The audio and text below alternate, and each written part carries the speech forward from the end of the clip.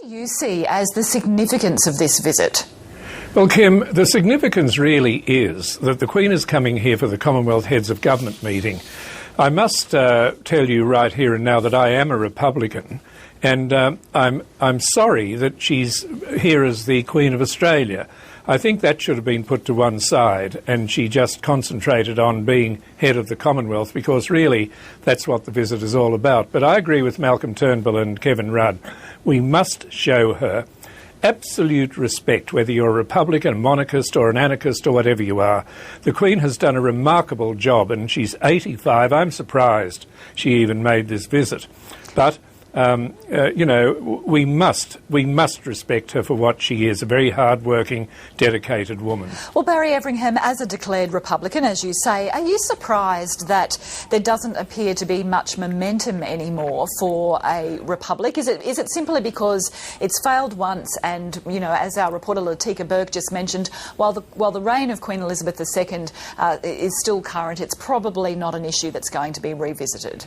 I couldn't agree with you more, Kim. It's dead in the water at the moment, and I'm one of those Republicans who believes that at this stage of the Queen's life and this stage of her reign, we should leave her alone, and the moment she's no longer with us, that is when we must revisit it, because the respect and admiration that she has, I don't believe will pass down to Charles and Camilla, and that's going to be a big problem for the royal family.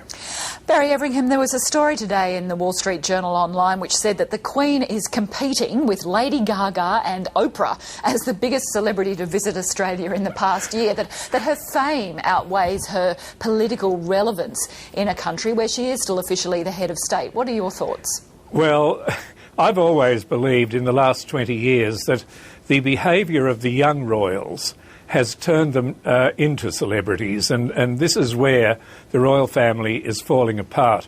People say the Queen has never put a foot wrong. Well, I'm afraid she's put 4 feet wrong in having the children she has, because Princess Anne is the only one that's really done her any good, but Charles, Edward and the other one, what's his name? Andrew.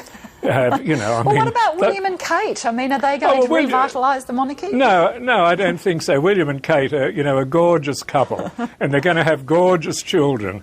You know, but so does Brad Pitt.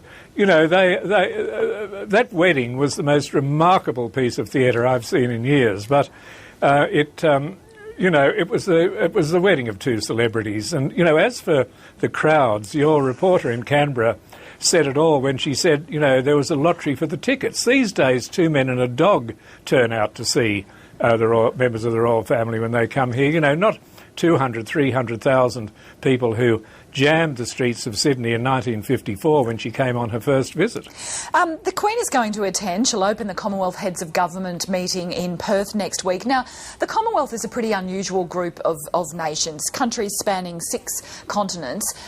What do you think is going to happen to the Commonwealth as an entity once the inevitable happens and the Queen passes?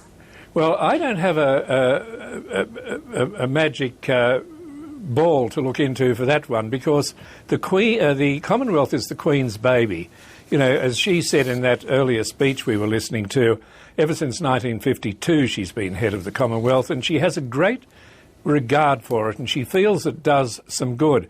You know, we spend a lot of money on the Commonwealth. We pay the dues of some of the poorer countries. We give $10 million a year to them, which is wonderful. But what's going to... Look, all this is in the air, Kim, when the Queen goes. I presume the Commonwealth will last. Maybe its fabric will change. I'm not quite sure what it does now, but whatever it does now, it won't be the same when the Queen goes. She's a great pot of glue, the Queen, you know. She holds a lot together, and good on her. I have the greatest respect for her, but I just wish we had a homegrown head of state and not a foreigner. All right, a pot of glue. I think that's a very new description of the Queen. Barry Everingham, thank you very much for joining us this afternoon. Thanks, Kim.